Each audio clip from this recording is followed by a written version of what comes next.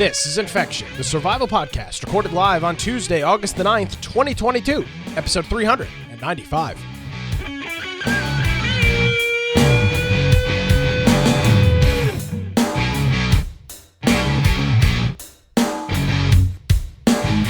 Hello, ladies and gentlemen, boys and girls. Welcome into another edition of Infection, the survival podcast. Infection is your source for the latest information on survival video games.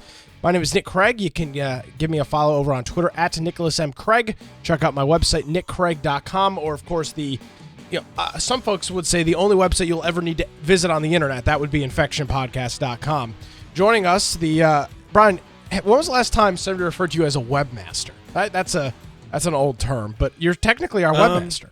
Actually, yeah. I mean, I'm actually a webmaster for a number of I know you are, but I'm saying, like, people don't call that. I've had people in the last year call me their webmaster. Really? Wow. Because that used to be the thing, right? It'd be like, you'd be like, oh, you got a problem with the website? Email webmaster at email the webmaster. Google.com. I don't do that email address, but when they refer to me, they refer to me as the webmaster. So I like that. It's kind of a silly name. I'm a webmaster. Yeah, I am the webmaster. I am the webmaster. Hi, Brian. Where can people where can people find you on the internet? Hey, if you want to find me, get me at Brian Aldridge on Gab, Parler, Getter, Truth Social, or of course biteoftech.com. If you want to go to our website, as Nick said, infectionpodcast.com, where on the upper right hand side you can join our Discord server. Lots of people. We got a lot of people playing Ark. We got 11 servers going for Ark, and we got a news channel. So if there's a topic that you think we should cover in the next show, just toss a link into that, and we'll review it before the next show. And if it fits what we're talking about, we'll put it in the show notes. We got video forms of the podcast that you can watch live or after the fact. You can do Twitch, YouTube, BitChute, and DLive, and then audio, which is only recorded and then uploaded after the fact. So if you're looking for a live show, make sure you catch one of the video ones. But if you are willing to wait, you can then check out the show notes while you listen to the show, and that's for every episode up to this point. We've got show notes, and so there's links to articles, videos, source material, whatever we're talking about and referring to, anything that we play on the show. Links will be in there, and that's really helpful if you're going to be doing a listening-only podcast and maybe you're a low bandwidth situation. If you want to support the show, you can do that. There's a support option up top, or there's infectionpodcast.com/support. Yes, there is. Brian, thanks for that, as always. And again, thanks to all the folks that have continued to give us support here for years and years and years now. Greatly appreciated. So we got a bunch of interesting things. Let's start off with Microsoft and something that I assume, are going to be, you will hopefully be able to take great advantage of. Yes. And again, I don't sit here, Brian, and act like, we're some hot shit or whatever, but it's obvious to me that Microsoft listens to this show. So, and a bit, like Major Nelson, these guys at Microsoft, they're obviously the rampant infection podcast fans. So, late last week, shortly after the last Tuesday's program, news started to break, and an official Xbox post came out discussing multi-user, aka family, Game Pass. Yep. Now, it is not available inside of the United States yet. They're testing it in Colombia and Ireland, which are odd markets to test, but for whatever reason, Microsoft must think there's a good market there. Brian, what are the details on this? What are some of the things that you're getting with this multi-family, or should say multi-user Game Pass, instead of having to have a bunch of individual subscriptions? All right, so now it's going to be a 5-person kind of a group account. Wow. And this has been this was my biggest complaint. Pretty much when you and I started talking about Game Pass, I said the one thing that really holds it back, and especially is, we have 4 Xboxes hooked up in this house, but we couldn't take advantage of the Game Pass, because if one of our children wanted to play one game and then another child wanted to play another game, you couldn't do it, because I had to be logged in the background for them to be able to play a game on my account, even if I wasn't logged in anywhere else. It was just a real pain to do.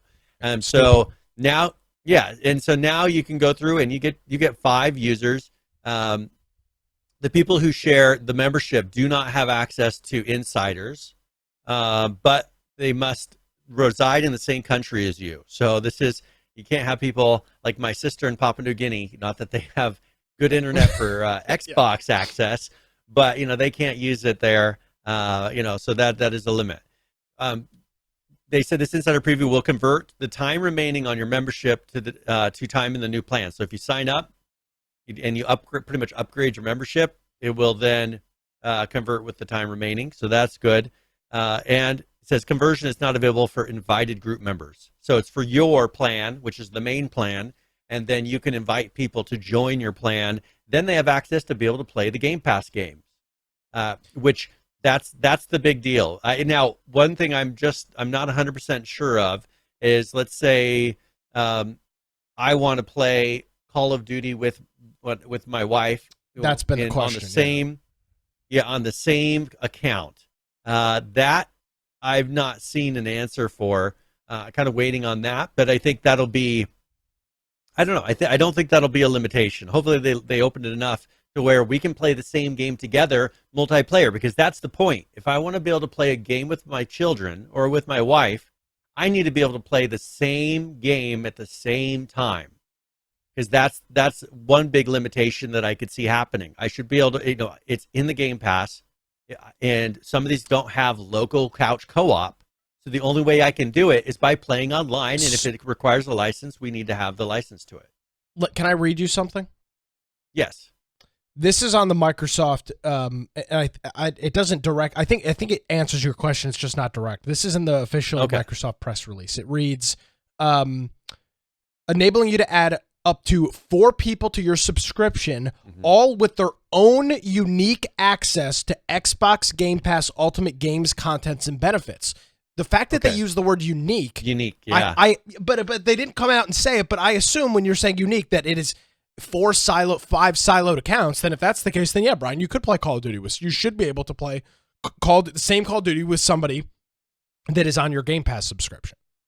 Now, the one thing that I think is going to be, it's going to be like the old Netflix, where people, their grandparents have it. I think this is going to be where friends are going to be paying for one Ultimate, and you can have 4 of your friends come and join you on your account. But let me say this though, I think there's a very big difference here between the problems that Netflix has and Microsoft has. The problem with Netflix is you can share a username and password, and they don't care. You're not going to give your Xbox. I mean, you could do that now. You could give your Xbox login to other people now. In this case, you're inviting them to your. This seems more like Amazon Prime. You can have like you can have your family get some of the share Prime your benefits with some people. Yeah, like free shipping and stuff like that. It seems like it's going to be more in that region. But you bring up a great point, Brian. Friends, if so, let's say you get Xbox Game Pass Ultimate and you have 3 kids or 3 other accounts that you want to have on there. And you have an extra account. You presumably could invite, I'm not indicating that you would want to do this, but you could presumably invite somebody like me, a good upstanding guy that would love a free Game Pass subscription. You could presumably invite somebody like that because you get 5 seats. If it is this unique play like they're indicating, why would you not max out every single account? I think that they're accepting that because they say invited friends and family. Yeah. They call it a family, but I think they're saying that you can invite your friends onto your account. But let me tell you why that's important to note.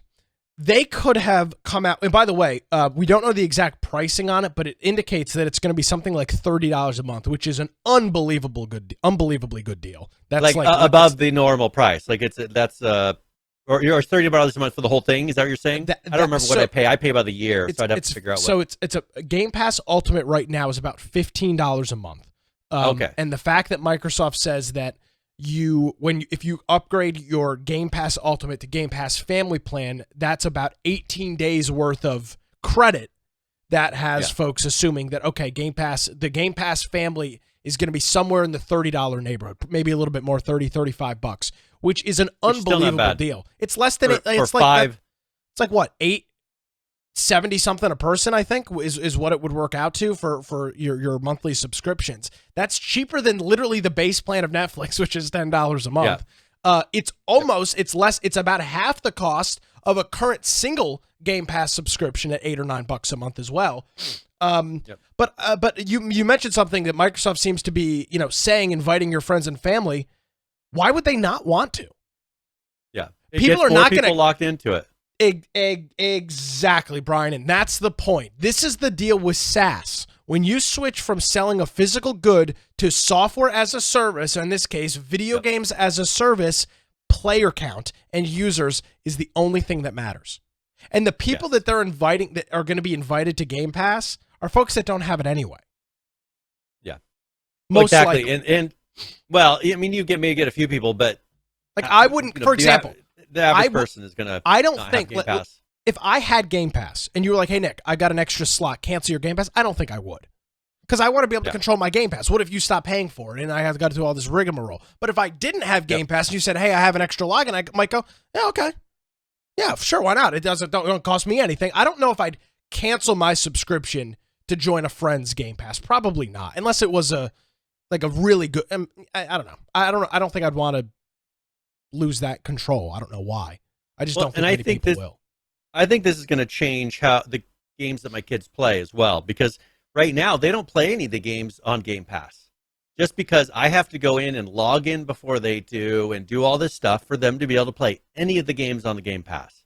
Even though I pay for the account and I don't really play it, but sometimes they'll want to play a game, but I have to do all that. When they do their daily playing of Xbox, that's not something that they even tried to. They go play Fortnite pretty much, a game that we purchased separately on their account. This is going to make it to where I don't have to worry about that. We can say, hey, here's the games that you're allowed to have. We can install certain ones on there, and they can, during their time that they play, they can jump in and play those games.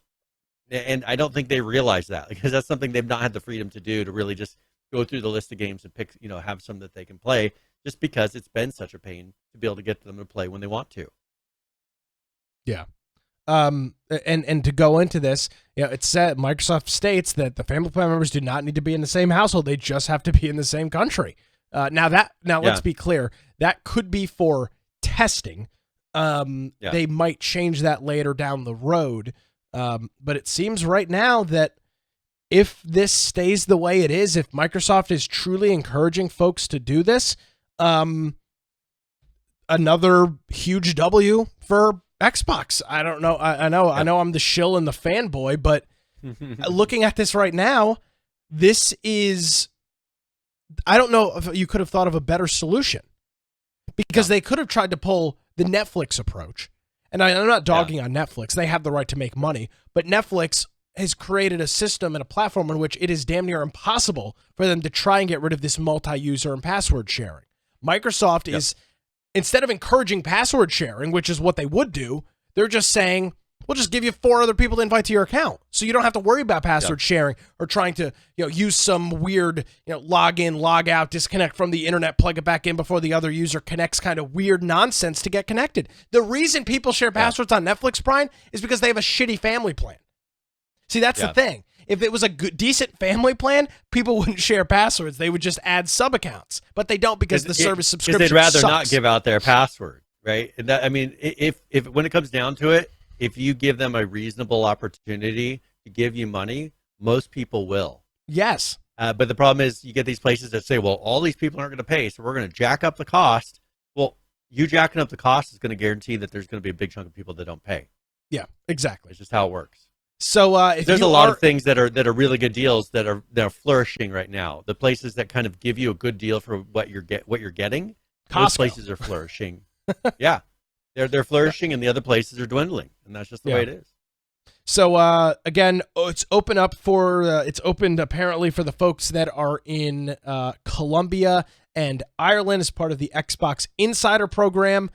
No word as to when something like this will come to the U.S. This would be a huge thing for Microsoft to have ready by Christmas. Yep. Because people are, the kids will be able to get all these games. Well, this will be the first Christmas where supply should be, at least as it stands right now, it looks like in generalities, you'll be able to get your hands on a console relatively easy. It still is not going to be in stock at every store, but you will likely be able to get one. So this is this would be a great thing for them to promote. Because now parents are going to be willing to go get one for their kids, because their kids, and plus probably like an Xbox S, because all of these games on the Game Pass that are optimized for Xbox S, where probably the kids have the old Xbox Ones that they're still playing on, and if once they see the library of games that all of a sudden they have the freedom to play, they're going to want to get their Xbox upgraded. Correct. You know, Yeah. kids are like that. Yeah. Exactly. So that Microsoft announced some other news that kind of caught me by surprise. Yeah. And this is that they are partnering with Unity. Now we talked about Unity in the past a couple of times, and they're partnering with Unity here's their title: to empower digital creators, 3D artists, and game developers everywhere through the power of Azure. Ooh, Now this is them. Yes, of course, because they have their game servers and everything else. So they're trying to build these more PC and Xbox compatibility, and it is kind of strange because they really did a big push for mobile and kind of said, a little bit of an FU, I guess you could say, to the PC and non-mobile developers, because I don't know if you remember their CEO or whatever had said something pretty derogatory to everyone that wasn't a mobile developer, from what I remember. So they're going to be partnering for their cloud things to give more real-time 3D experiences, make it easier for the game creators to publish worlds on Xbox consoles and also PCs. So they're going to make it to where you can probably package your game and then publish it to a server, so you can have a multiplayer game ready to go without having to figure out all of the tools. It is a pain to be able to, first of all, like I know from Unreal Engine, it's a pain to be able to package your game that you've made or your process for release on consoles. I mean, there are steps, but there's a lot of stuff you have to do. I don't know how it is on Unity, but I'm assuming that this is going to make it a lot easier and more of a kind of a click wizard type of a thing. A lot more things built in. So we'll see what comes of this, but they did announce this relationship, and that wasn't one I was expecting after the recent moves that they've been making. We also have some Activision Blizzard, which of course is under Microsoft.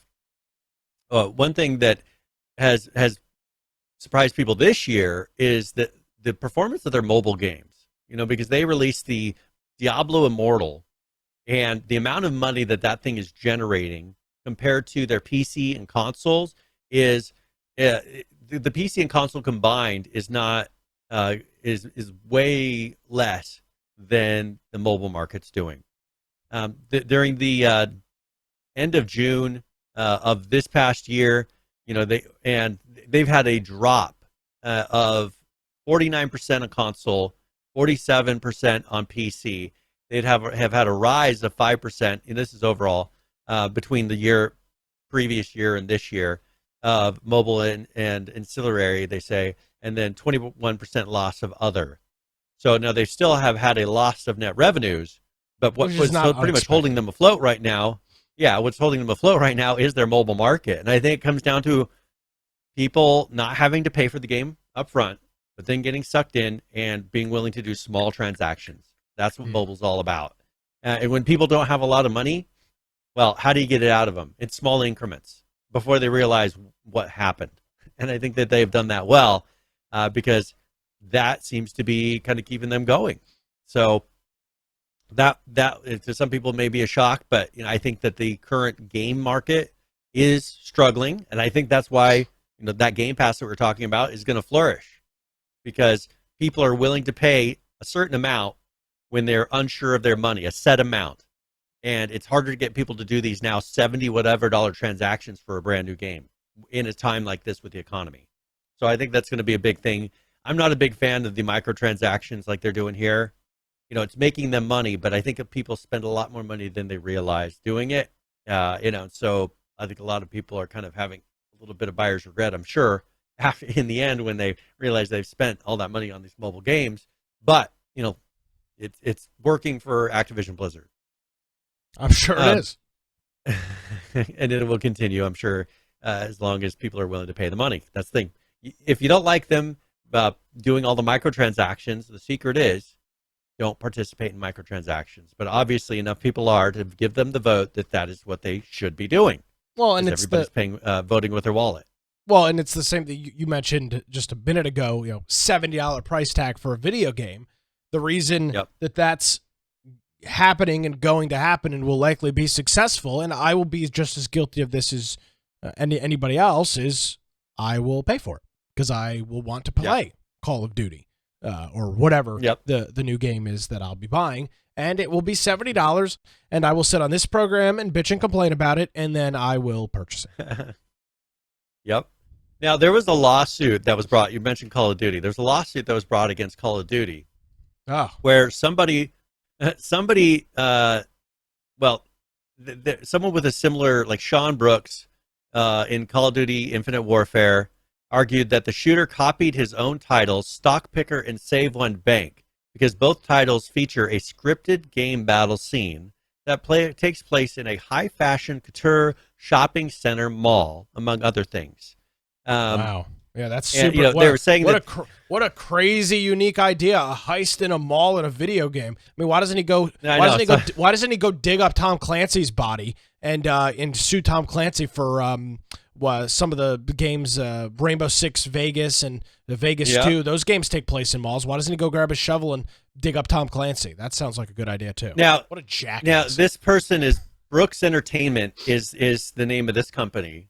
Sean Brooks, SHON Brooks is his name, and then the protagonist in the video game is Sean Brooks, SEAN Brooks. Wow. So he's saying because our names are close, some cool cat. And I made a video game that has a scripted game battle scene, in a high fashion couture shopping center mall. He was saying that they copied my game. Now, they tried to go find these Stock Picker and Save One Bank games. But the people who wrote this article were unable to find where those games were, like where they'd ever been, anything.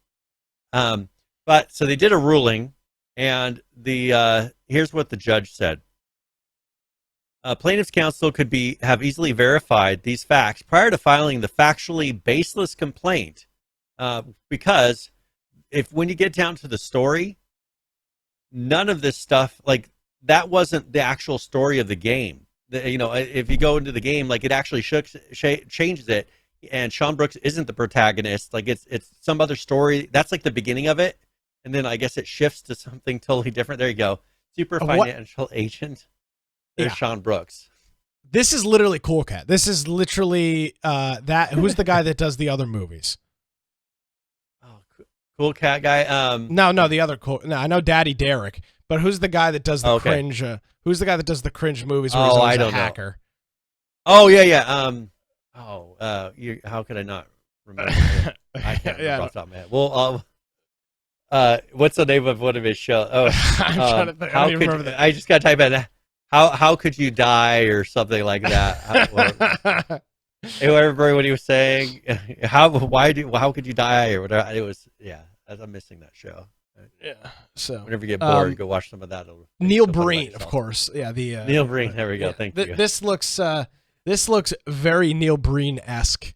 So he's a super agent stock picker, and he's saying that Call of Duty copied him, or is that was this claim? Yeah, he's saying that Call of Duty copied his game idea to put in their new Call of Duty, Call of Duty game. Now, Call of Duty is a first-person shooter game, not a first and third person, as alleged by Sean. And Sean Brooks does not conduct a scripted battle scene in a high-fashion couture shopping mall. Plaintiff's counsel could have easily verified these facts. So the things that he's claiming happened don't actually happen in that Call of Duty. And so the judge said you didn't play the game far enough to be able to understand that that's not what happens in this video game.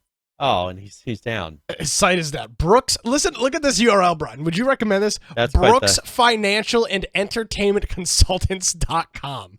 What a terrible URL. Looks like somebody just threw up words on the screen or letters on the screen. Well, now he probably can't afford his hosting because the plaintiff is now going to have to reimburse Activision of the fees and costs of litigation, which I assume will be way more than he ever made on either of those games. So, this Brian, is play stupid games, win stupid prizes. That's the that seems to be it. Yeah, so that's what's happened here. And then in final Activision Blizzard news, of course, you got the bloggers that are mad because they say that Blizzard is union busting again. No, they say this time they're targeting the Diablo 4 team. So this is something that's been a real big push with a lot of these companies.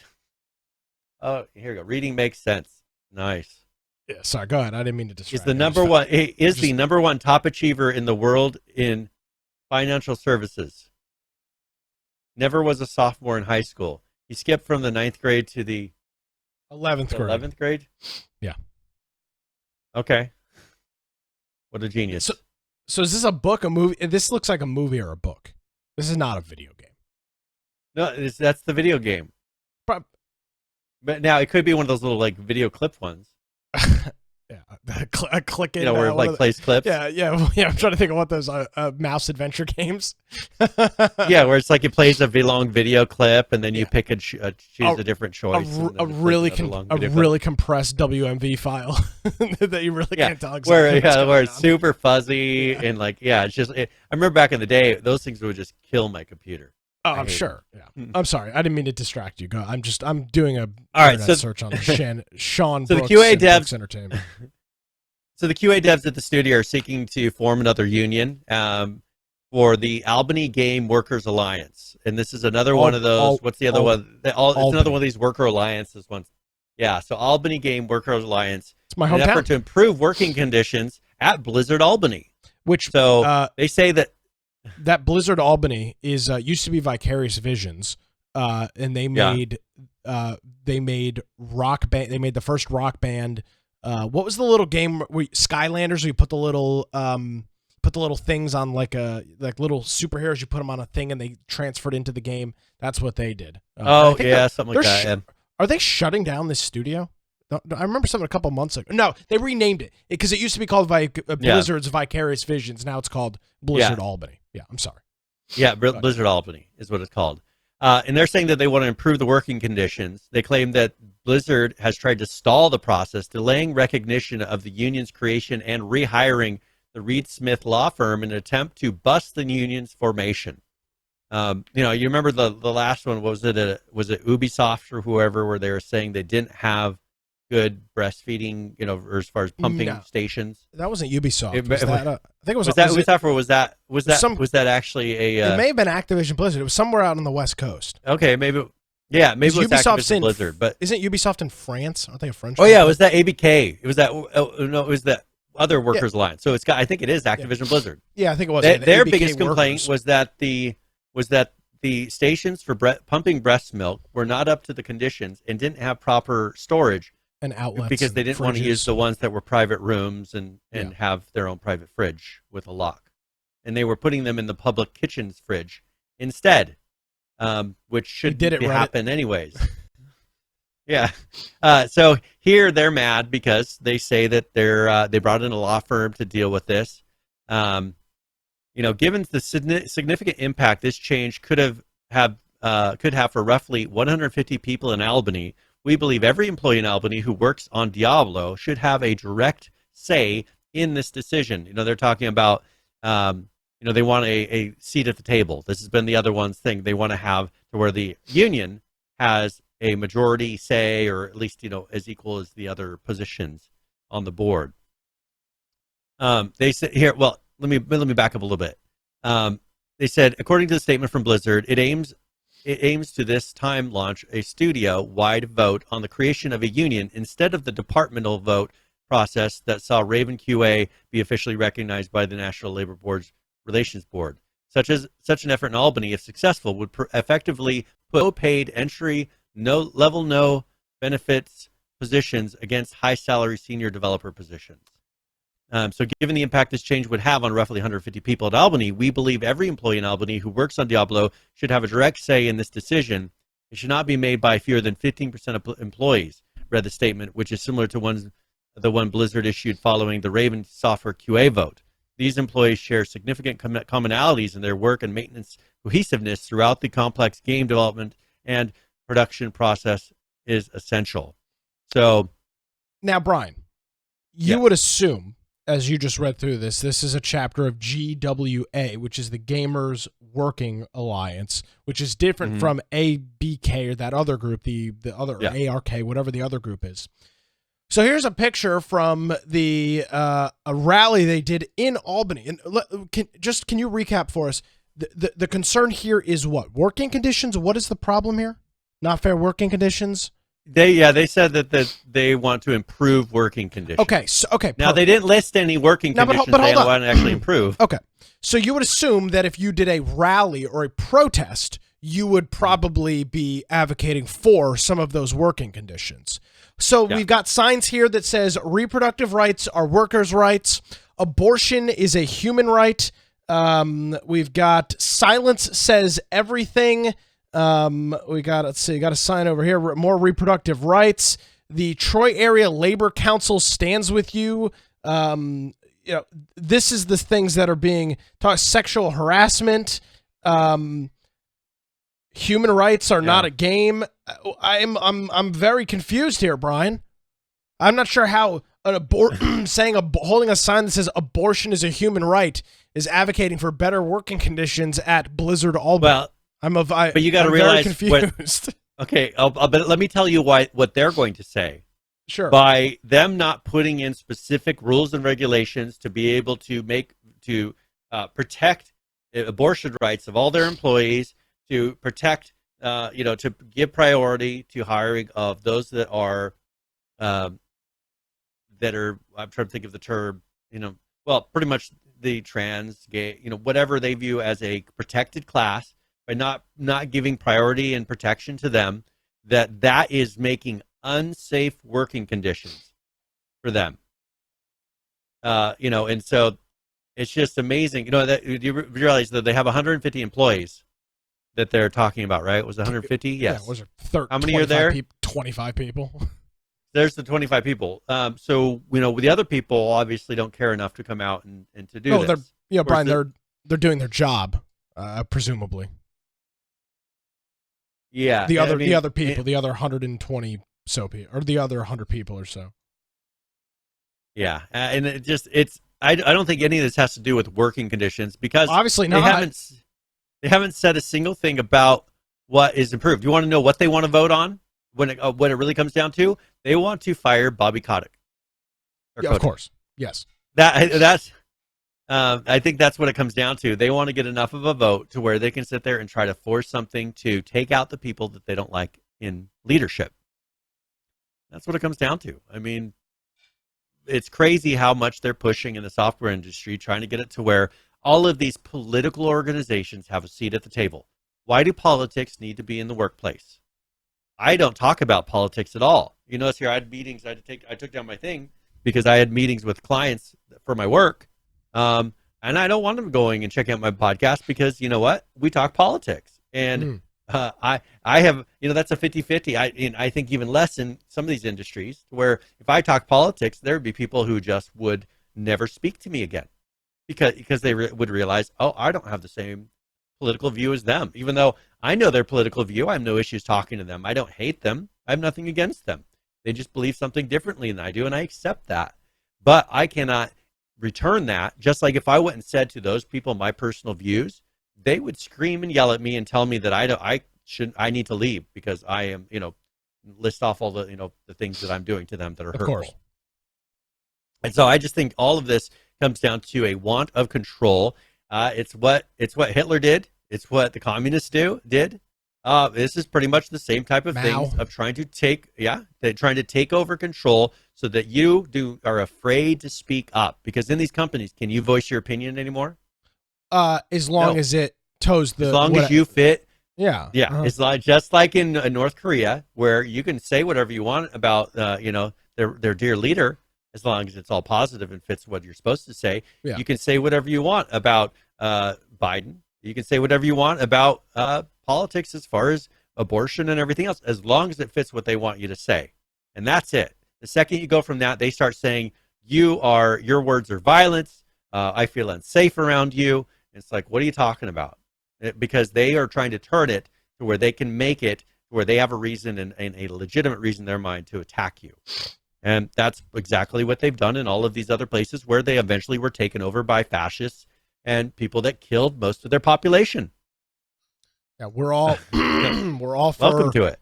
We're all for the exclusivity and open ideas as long as they as long as they fit exactly what we stand for. And unfortunately, it's a tale as old as time, and you've seen it here in the video game industry. Very disgusting. Yep. All right, Brian. We're about halfway through the show here. Where do we go from that with Microsoft and Activision Blizzard? Well, let's talk about China here for a minute. So Tencent is making a move, and they're trying to buy a majority stake in Ubisoft. So interesting. Tencent trying to get a majority share. They already have a 5% stake in Ubisoft, which they got in 2018. They're trying to get 16% held by the current Guillemot family, who co-founded and still run the business. They say it's valued about $5.3 billion right now, and they're looking to buy at. Let that sink in. 16% of the company is worth $5.3 billion. That's no, remarkable. No. Ubisoft is currently valued. Ubisoft is valued at $5.3 billion. Gotcha. And Tencent is looking to buy at a price of $101.84 per share. Where in 2018 they bought it at $67 a share to get that 5%. So they're doing a big offer. They're giving a very good price, especially right now. Stocks are tanking. Thank you, Biden. In the Ubisoft stock price has averaged around $45 per share this year, and they're offering over double that. In 2018 it had its highest ever valuation at $110. So they're just $9, $8 and something cents, 16 cents short of the highest valuation it's ever had. Yeah. It's 80% publicly owned. And they're looking to acquire shares from elsewhere, from outside of Guillemot as well. This could cause the shares to rise, but they're trying to figure out a way to buy as many shares. Why? I haven't figured out, other than wanting to control, so that they can control the media that our youth are consuming, is the only thing that I've seen so far of why they're doing this, and making money when things are not. But here, they're offering such a high price, it kind of goes against what I usually see them doing, which is just gobbling up companies when they're low. Well, that is a high price, but that's not uncommon or unstandard, I think, when you're talking about doing what that goes to show you, Brian, is that they want the company. Right, because they're willing to pay the premium for it, similar to the way that, and I'm not making a comparison, but Elon Musk wanted to buy Twitter. Now, I know that I'm not getting into the details. He was willing to buy it at a premium because he wanted it. If you're not that serious about it, you might offer them, $80 a share or something like that. But if you're serious, well, that's what you'll buy. Well, and I'm just not sure what is it that they're wanting out of Ubisoft. Mobile gaming, Brian. That's where Ubisoft. I guess. Get some of their titles and push them to mobile. I would assume so because, and I know Tencent has got so many different tentacles. It's hard to say they're in one thing, but I would assume, now I can't imagine. They got Assassin's Creed. I'm just trying to think of what it is they're really going for. Yeah, and it might be nothing more than they don't want Microsoft or Sony to own Ubisoft. Yeah. Because you could get to a point eventually, and I don't know this to be the case, and I'm not indicating that it will, but presumably we could get to the point where the U.S. and China relations fracture to such a point that some of these U.S. companies, which Ubisoft, even if they were acquired, I don't know if they'd still be considered a French company or not, but maybe they don't want to do business with a group like Tencent, which is AKA the Chinese Communist Party, the CCP. Maybe that's what they're concerned about, is that they're going to get boxed out of pretty much every large game company, so they're willing to pay for it so they don't get hung out to dry. Well, I mean, look at what we talked about last week, which was what Russia's running into. They can't get a game engine legally licensed in their company to be able to legally sell a game. Exactly. And so they know that if they own a majority stake in all these places, they can prevent a vote from, other than the U.S. sanctioning and requiring certain companies that are based out of the United States to not deal with them. They can say, hey, we're going to reject any votes to be able to stop doing business with China, so they'll still continue doing it, especially if it's a company not based out of the United States. So this, they own so much in so many companies, like Frontier Development, which makes what's the they make the space game that we played for a long time. They own 9% of that. They own, majority say Clash of Clans, Elite Dangerous. Elite Dangerous, yes, Yeah. Elite Dangerous. They, they Supercell. They, I think they purchased that all together. I mean, they just own so much, and it's just kind of a weird. It's just they're buying just a little bit of everything, and so I still haven't quite. That may be the reason is they want to just be able to keep influencing, and the best way that you influence America is through media. Why do you think they own half of Hollywood? Why do you think most of the countries, they require that a percentage of every movie that is released in China be filmed in China? So why do you think a lot of these places, they go over there and they'll film some scenes in China for almost every movie? They are definitely trying to control the United States entertainment market. Yeah. And this is one of their biggest ones because this is how you control the youth. Just like Hitler went after the youth to be able to change the whole country. Well, if you can get the youth to follow you, the parents will follow along afterwards. And so it's kind of sad, but I just feel like that's where we are. I mean, it's Tencent just keeping making moves like this. Yeah, and even if it wasn't Tencent, we're still running into a position now where almost all of these studios are going to be owned by some large conglomeration one way or the other. And one of the ones that's left, Brian, is our friends over at Rockstar and Take-Two Interactive. Yeah. They're obviously in the process of ramping up for GTA 6. They've apparently posted hundreds of new jobs, upwards of 220 new jobs in the past month. That just goes for the new GTA 6. That goes to show you how many or how big they swell for this game. Yep. They add so many people. They are contract based. They're looking for Microsoft SQL Server developers, programmers, game testers, animation, audio, just a whole bunch of different things. Talk about Rockstar, the Rockstar Social Club, and some of the GTA Online stuff. Now, it does not say that these people are being hired for GTA 6. So maybe it's for something else, but I think it's pretty hard to. Pretty sure pretty sure. I think it would be hard to assume, but looking at them, like I thought GTA 6 was already down the road a pretty decent way, and the fact that they're now hiring SQL developers, maybe they're just adding more. Maybe they just need more people as they get further down the development line. But a significant amount of hires going on over. They probably have a Rockstar. base done for everything, and now they got to go through and tune it and fine tune it. Yeah. Now they have kind of hinted at some changes. First of all, they're saying that GTA 6 is going to have a female protagonist for the first time. Also, as long as she's badass. Players. So this will be supposedly kind of like a Bonnie and Clyde type of relationship, from what they're saying, which is cool with another character. Yeah, and here's the thing, because I think, Brian, we often get smeared as this. Oh, we don't like female protagonists and any of this. I don't think that's true at all. What I don't like is when you purposefully force something like having a female in a role where it doesn't make sense, or something else in a role where it doesn't make sense. There's plenty of movies that have male and female protagonists. I mean, you look at some of the recent James Bond movies, you've got protagonists and whatnot. Bonnie and Clyde, one of the greatest movies of all time. You've got your male and female counterpart. Trying to think. There's so many different things where you can have this, and as long as they don't change the whole feel of the game because there's a quote woman protagonist, who cares? I'm all in on it, as long as the story's good. Let's here's an article from Bloomberg. So let's see how this makes you feel about that. Yeah.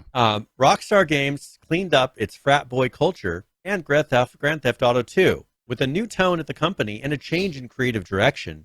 GTA 6 will probably feel very different from its predecessor. Will probably feel very different. I saw this. I read this. Because this came out a couple weeks ago, and the guy that wrote it is his name's Jason Schreier. He's a big video game journo. So I used to follow him on Twitter, but I had to unfollow him because he was just ridiculous. So they do talk about some of the cultural issues at Take-Two and Rockstar and Grand Theft Auto. Maybe true, maybe not. Doesn't really matter. But this whole thing is based on the premise, well, because there were issues within the company, because they clean those up, the new GTA is going to be like, is going to have, foam fingers and things like that to try and, water guns instead of pistols and all this other stuff. I just don't buy it. I don't buy it for a second. I don't believe we have seen very little of this pandering from Rockstar. I would argue, but they removed what he calls transphobic jokes from the most recent console version of GTA 5. We talked about that a couple months ago. They released they removed something that said tranny, I think. Yeah, and then they said also that that they've gotten rid of a lot of the jokes, or not doing as many of the jokes about marginalized groups, as he calls them. From what he says. Now, of course, this is a video game journalist.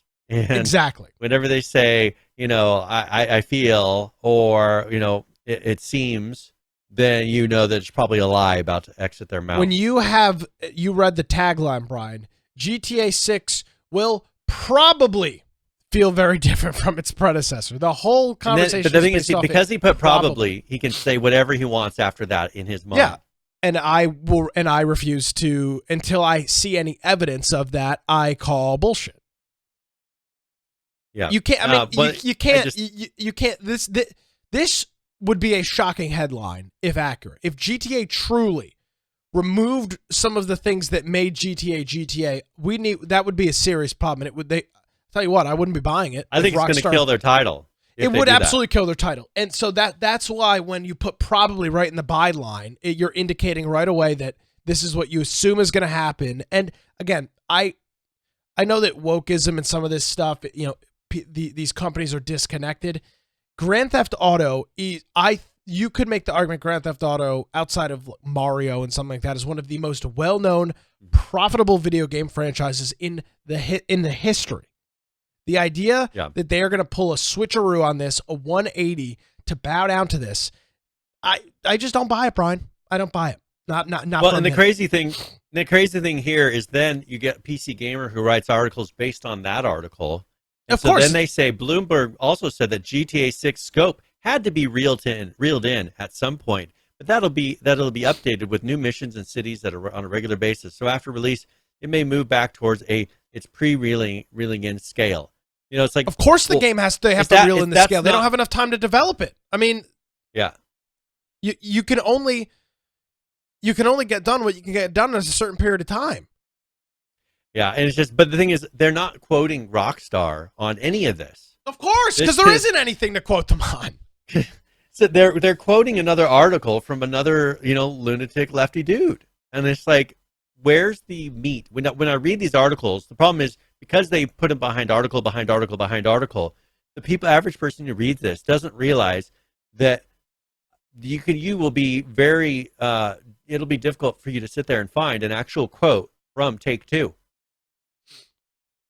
There's very little that they lightly quote them about, like they say, oh, it's well underway. So they'll throw quotes in here randomly. But then most of their quotes, they're actually from an article of someone who doesn't actually know what's going to happen. It's just so frustrating to read some of these things sometimes, because they truly are just trying to trick people to feel like this is what the average person feels. And look, Rockstar's coming right along. Rockstar's finally falling in line with what we've been wanting you to believe all along. See? Well, okay, I'm looking for quotes from Rockstar, and I'm just not seeing them. Just little two-word phrases here and there from Rockstar, and that's it. That's how they make it look like this is a legitimate article with legitimate facts from Rockstar, but all they got is 4 or 5 words. Yeah, this is, there's a term for it, and I don't remember what it is. Oh, no, I do. It's called a feedback loop, Brian. Yeah. Somebody writes an article, it's quoted by PC Gamer, then that's quoted by IGN, that's quoted by Kotaku. It's a feedback loop. You have... and all they do is post it on one they consider credible, like Bloomberg. This is what the CIA and the FBI and the DOJ does as well. They pay to have one of their stenographers put some ridiculous article in the Washington Post or some of these other bullshit media outlets, and it's it's under the guise of a accurate report, and then everybody can quote the Washington Post as the source for the report that really was, what wasn't really anything even in the first place. It was a made up thing that, some government agency wanted to get out there for a disinformation campaign. That's what it is. That's what it was. That's the same thing here. Well, it's sad that PC Gamer has turned into a misinformation campaign headquarters. I mean, that's what they pretty much have turned into. It's just over and over again. And it's like trying to find the truth in a story nowadays. It's like, whack-a-mole. And it's just, it seems like it just keeps going there, because if you read all the titles on their page, you're like, oh, look, this company's going woke. Oh, this company's going woke. But then it's like, we feel like, or, it looks to be, or it should, or could, or, they don't have any actual facts. And it used to be back in the day, reporting was based on facts. Yeah, potentially, maybe, also, possibly, could have happened. There's a lot of might could possibly happen. Yeah. Well, I wanted to follow up with one thing. We were talking about China. Sure. China has seen its first decline since records began for them in the gaming market, and this is kind of odd. Interesting. You look at how they've been purchasing all these other companies, and lately they've been cracking down on tech inside of their own country. And they said even where they're cracking down on Tencent and companies like this and NetEase and all this. And so this is something where, because of all their restrictions and the limitations, COVID-19 and how crazy their restrictions are there, they have seen a dip now in their totally government-controlled, and in its own little atmosphere of a gaming market. They're seeing a dip, and this has been kind of odd, and possibly this is why Tencent and these companies are buying everything, and they make the note of this, buying things outside of the United States, because they are not going to. There's not things going on inside of China. If you look at the very bottom, companies like NetEase are starting to invest more in game studios outside of China. Something interesting, though. Game studios is tanking. I want to read this. So their domestic revenue dipped 4.25%, but their overseas revenue increased 6.25% as well. Yep. So domestic decrease, which I think is, as you explained, because of all of the things going on in the country. And let's also be clear. And the restrictions. Well, yeah, but not. And when you say restrictions, you're talking about some of the COVID stuff. I'm not. When you talk about restrictions, don't you remember the story a couple of months ago about how there was this backlog of games that because China wasn't approving, and they stopped issuing licenses for and not allowing kids under 18 to play stuff, spend more than an hour at a set time during the evening. I mean, all these crazy things because what they realize in China, that you want to know why they're pushing so hard video games in the United States? If you listen to what they say, the reasoning behind them shutting down and not wanting kids is because it's making their kids weak. It's effeminizing them. And they want them to be soldiers. Why would they need so many soldiers? Well, hey, buckle up, Buttercup, it's coming. So this is they're wanting to set up for war. And who are they going to be fighting? They've been sitting there trying to weaken us for so many years, and we sit there and pretend like they're our friends. And it's pretty sad at some point that we're going to wake up. I mean, look at them. They're freaking out because one of our leaders went to Taiwan. They're telling us, oh, this is grounds for war. They've been threatening us for war for years, yet we keep buying all of our little trinkets from them. We let them keep investing in all of our properties and all of our food plants and all of our video game manufacturers or creators. It's just amazing. A company or a country that keeps saying they're going to go to war with us. They're going to go to war with us. And then we keep letting them buy, and we keep borrowing money from them. We sent, $4.9 billion to Ukraine? Where do you think that money came from? We borrowed it from China, the country that's threatening us with war, that's partnered with the country that's fighting, that we're sending, that they're fighting. The country that we're sending money to, the invading country, is the one that's partnered with the people we're borrowing money from. Do people not realize that that is insane? It's stupidity at its finest, and we're just letting it happen and not even blinking an eye. Brian, will you stop being so will you stop being so anti-sympathetic? Will you stop? I just, it's just the people that say China is our friend, and I'm not for war. I'm not a warmonger, but I just think we need to be realistic and quit enabling them. Quit giving them all the power to be able to do whatever they want to us, because we cannot survive without them at the moment. We need them. We imagine if they cut off sending everything from China to us right now, our manufacturing would be crippled. All the things you buy from Amazon would be like, oh, sold out, no longer available for 90% of the stuff that's on there. I just don't think people realize that we rely on them so heavily, yet they keep telling us they want to go to war with us. And they're supporting the people that we claim are such jerks. They're partnered with Russia. They're our friends. Listen to what Nancy Pelosi said today about China. Listen to this.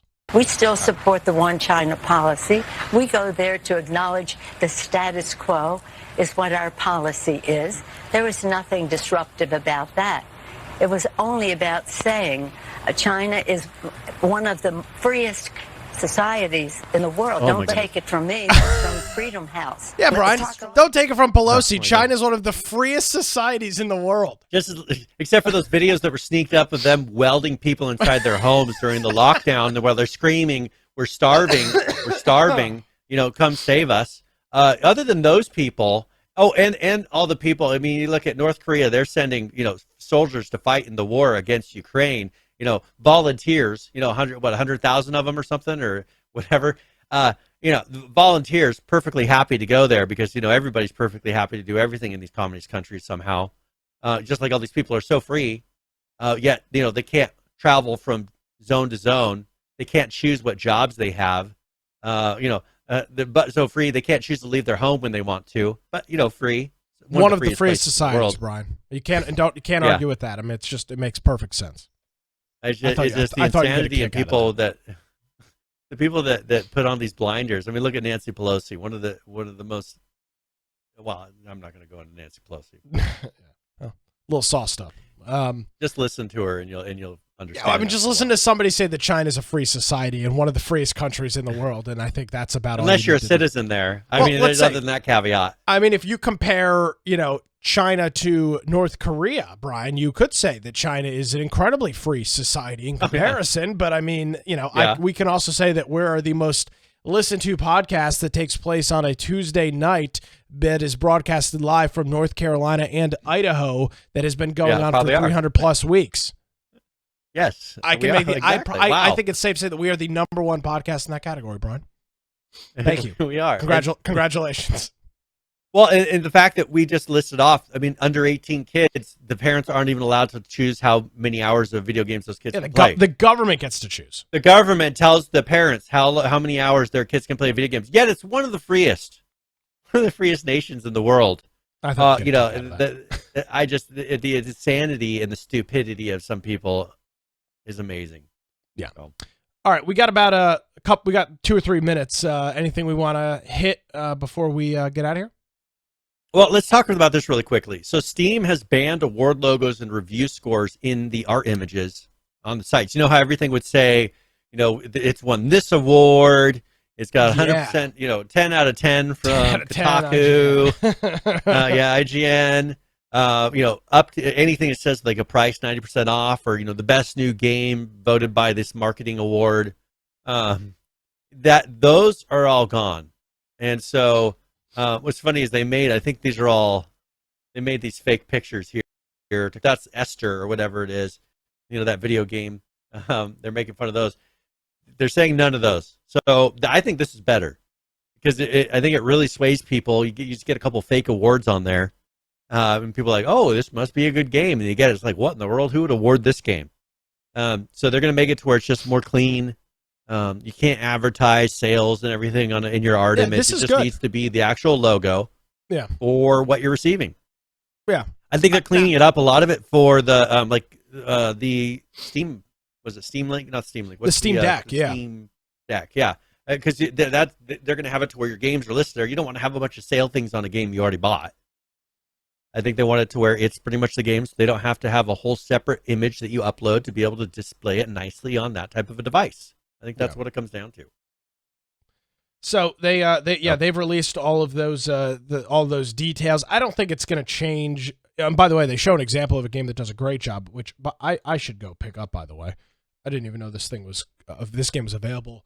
Bass Ain't Bitin', the 2022 Sink and Ship update. I'm dead serious. I love fishing games. That's all I play on my Oculus Quest is fishing games. So like this is an example. It's just the game. None of the erroneous nonsense around it. And what version it is currently, the 2022 update. Yeah, that's what stuff it is. you can do. Yeah, exactly.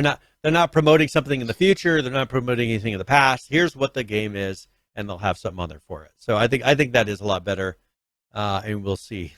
We'll see where it goes from there. These go into rules September the 1st, so you might start seeing over the next couple of weeks games start dumping that stuff off of their promotion art.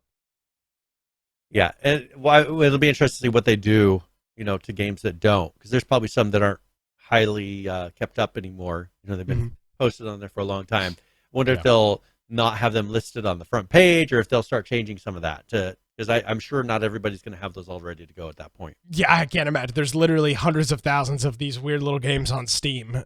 So I think that's a pretty accurate thing to say. All right, Brian, we are at that time again. Can you tell folks where they can reach out to you online and whatnot? Yeah, if you want to find me at Brian Aldridge on Gab, Parler, Getter, and Truth Social, or you can get my blog, biteoftech.com, BITE, or go to our website, infectionpodcast.com, and on the upper right-hand side, the best way is to just join our server on Discord. If you do that, that'll allow you to jump into our ARC servers. We've got 11 ARC servers running that are all linked up. And we've got a news channel that you can go in there and submit news topics to. A couple other channels, politics and things like that, memes, if you want to hang out and do some of those. Of course, if you want to watch the video forms of the podcast, there's Twitch, YouTube, BitChute, and DLive. The audio-only forms are at the lower right where you can listen. Those are not recorded live, but as soon as the show is done, that night we upload that show, and then you can check out the show notes for it as well. And go to that particular page. We've got links for the videos, articles, anything that we refer to throughout that show. With the built-in audio and video player, it makes it really easy to watch it on the site. And that's all available for every episode that we've done up to this point. If you want to support us, it's infectionpodcast.com/support, or there's the support option up in the menu.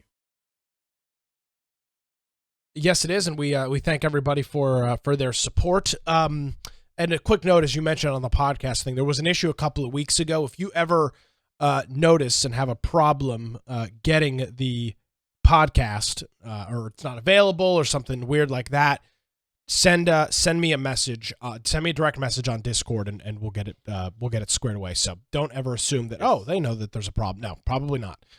So please send that my way, and we'll get that squared away. Brian, as always, thank you very much, my friend. Greatly appreciated, and we will see you coming up next Tuesday. All right. Sounds good. See them.